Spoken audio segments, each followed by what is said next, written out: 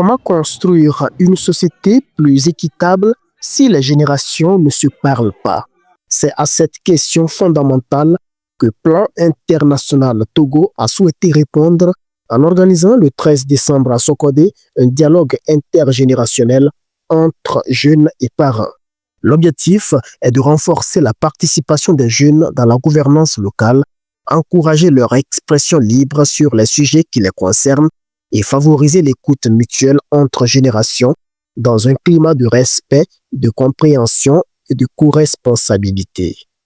On a appris qu'il y a certaines normes que la société a mis en place qui ne permettent pas aux jeunes d'avancer leurs idées. Et tout est mis sur les parents et à tout moment, c'est nous qui imposons des choses. Et on essaie de relever ces normes.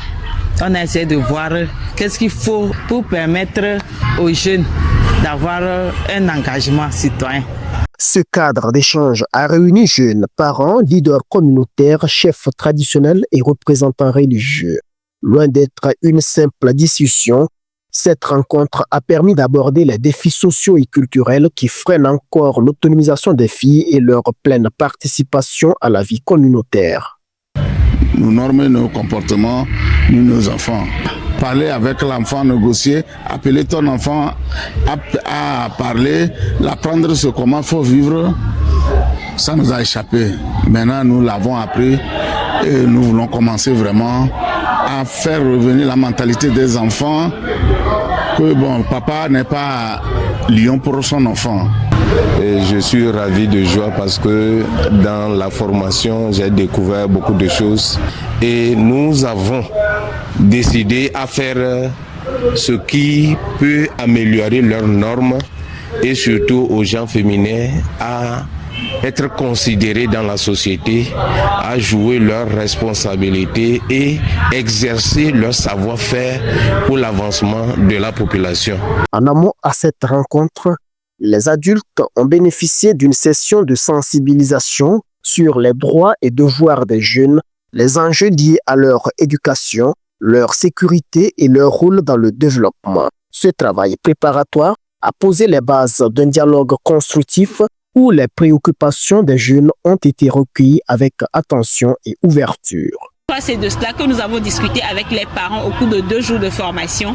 Et ce 3e jour nous a permis de faire une interface. Le matin, nous avions échangé avec les jeunes au préalable pour leur faire le point de ce qui a été discuté avec les parents et les leaders communautaires et religieux.